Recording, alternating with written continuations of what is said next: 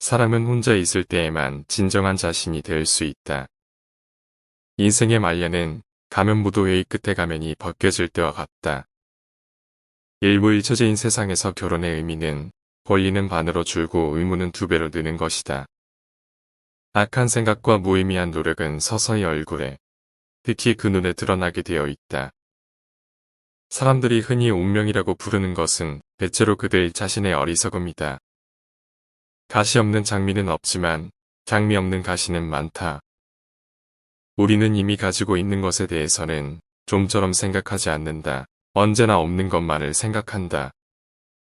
우리들이 어려운 형편에 있을 때는 과거의 좋은 기억들을 회상한다는 것이 매우 유용한 일이 될 수 있지만 좋은 형편에 있을 때는 나빴던 기억 따위가 매우 냉혹하고 불완전한 것이 된다는 것은 참으로 기묘한 사실이다. 우리들 인간과 비교해 볼 때 짐승은 한 가지 참된 지혜를 가지고 있다는 것이다. 그것은 현재라고 하는 순간을 늘 차분하고 조용한 기분으로 지낸다는 것이다.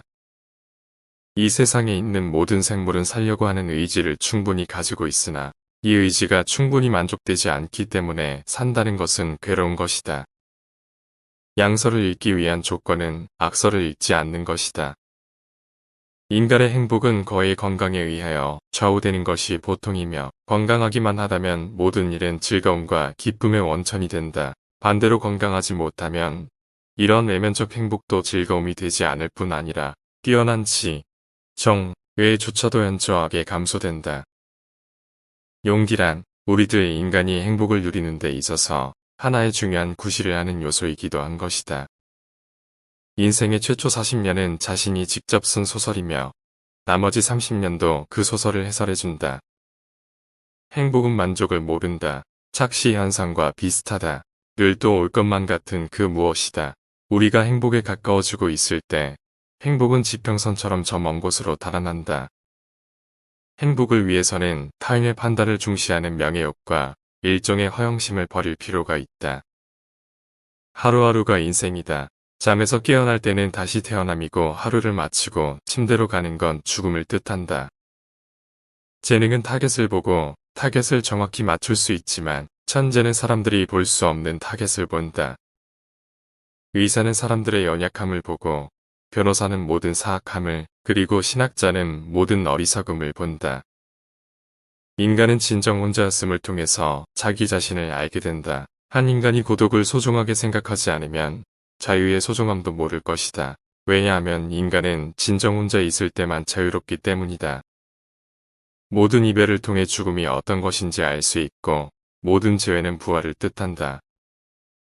진실의 발견은 효과적으로 방해받는 데에는 실체의 잘못된 시선으로 오류를 낳은 것도 아니요.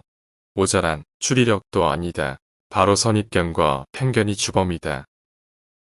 모든 사람은 자신은 보는 만큼만 세상을 보고 그게 전부라고 생각한다.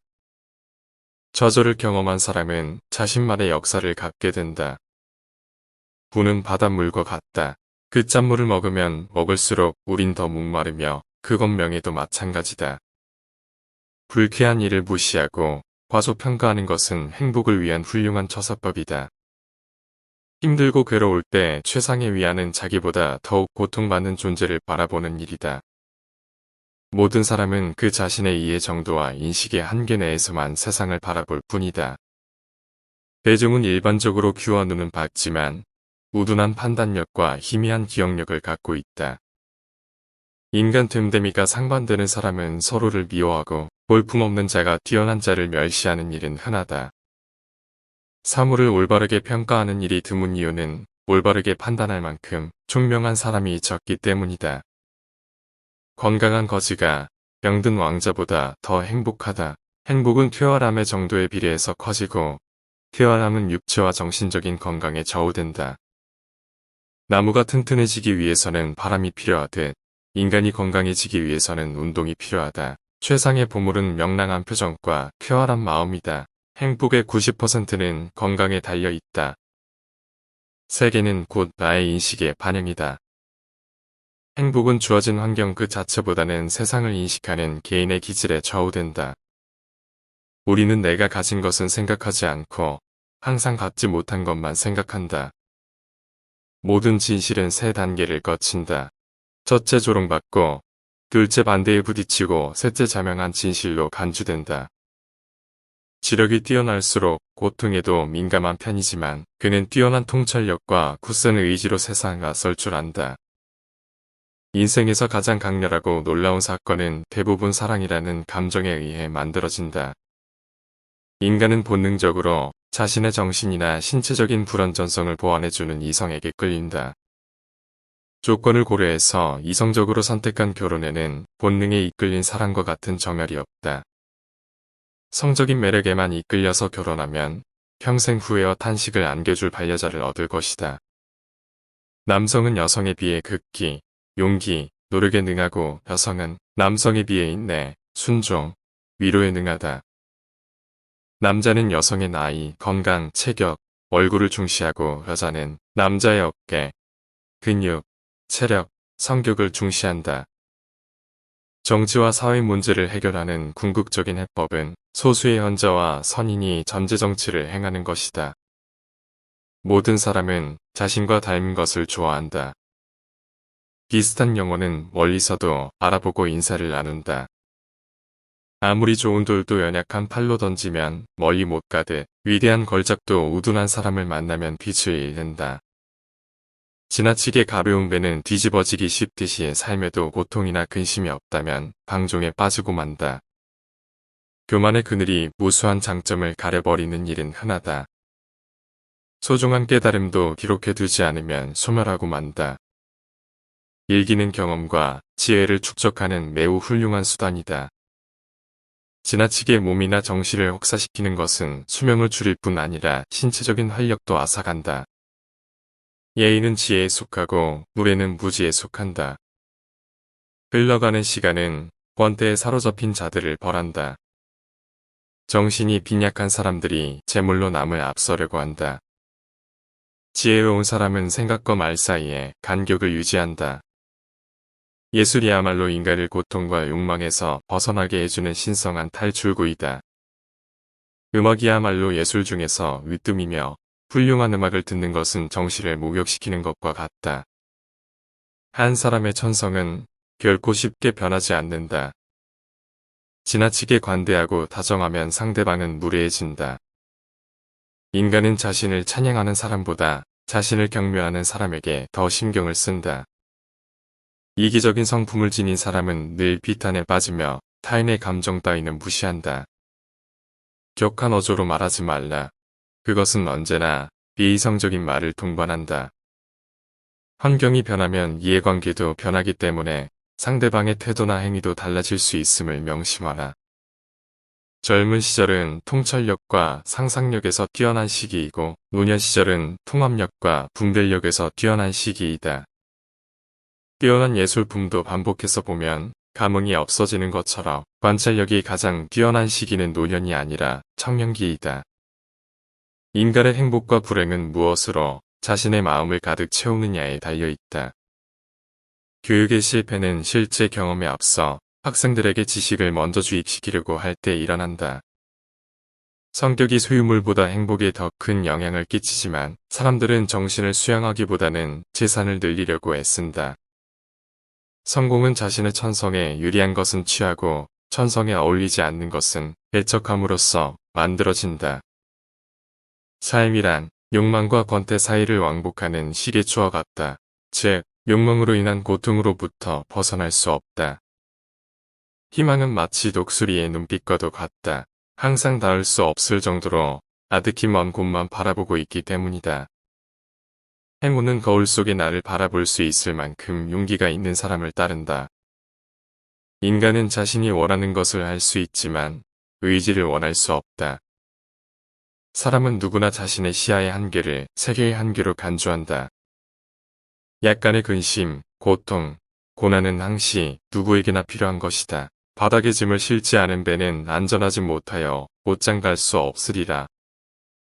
인간은 행복할 때는 자신이 행복하다는 것을 느끼지 못하지만 불행해져야 그때가 행복했다는 것을 깨닫는다. 그렇다면 내게 현재의 행복이란 없고 행복은 과거의 기억으로만 존재한다는 얘기다.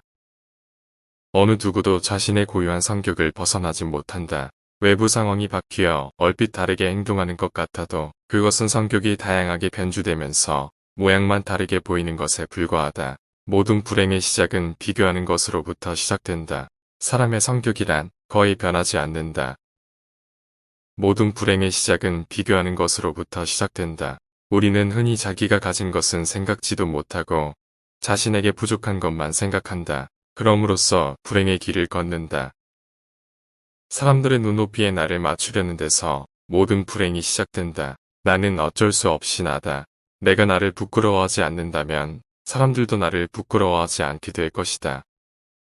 타인 혹은 세상의 많은 것을 기대해서는 안 된다. 다른 사람에게서 무엇을 더 얻으려 하는가? 결국 인간은 누구나 혼자다. 중요한 것은 혼자 있을 때 그가 어떤 사람인가 하는 것이다. 괴테가 말했듯 모든 것에 있어서 결국 인간은 자기 자신에게서 구해야 한다. 돈은 추상적인 행복이다. 따라서 더 이상 구체적으로 인간의 행복을 즐길 능력이 없는 자는 자신의 마음을 온통 돌에 쏟게 된다.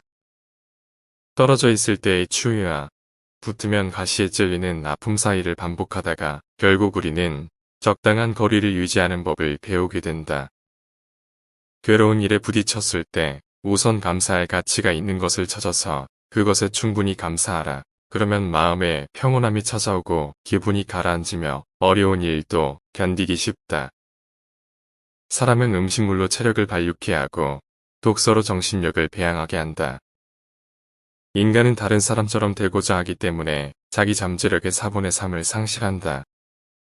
독서한 내용을 모두 잊지 않으려는 생각은 먹은 음식을 모두 체내에 간직하려는 것과 같다. 저절을 경험한 사람은 자신만의 역사를 갖게 된다. 그리고 인생을 통찰할 수 있는 지혜의 길로 들어선다. 인간은 고슴도치와 같다. 너무 가까이 하면 가시에 찔리고 너무 멀리 하면 추워진다. 책을 산다는 것은 좋은 일이다. 이와 함께 읽을 수 있는 시간까지 살 수 있다면 말이다. 그러나 사람들은 다만 책을 산 것만으로도 그 책의 내용까지 알게 된 것으로 착각한다. 늦게 일어나서 아침을 짧게 하지 말라. 중요한 사상을 누구나 이해할 수 있도록 표현하는 것만큼 어려운 일도 없다. 소음은 모든 방해물 중에서 가장 염치 없는 형태라 단순한 방해물이 아니고 생각을 분열시키기도 한다. 허영심은 사람을 수다스럽게 하고 자존심은 침묵하게 한다. 흔히 사람은 돈을 빌려주지 않는 것 때문에 친구를 잃고 돈을 빌려주는 것 때문에 역시 친구를 잃는다. 어리석은 일 중에 가장 어리석은 일은 이익을 얻기 위해 건강을 희생하는 것이다. 평범한 사람은 시간을 어떻게 보낼까 생각하지만 재능 있는 사람은 시간을 어떻게 사용할까 노력한다. 인간의 사교는 사교가 좋아서가 아니라 고독이 두려워서이다.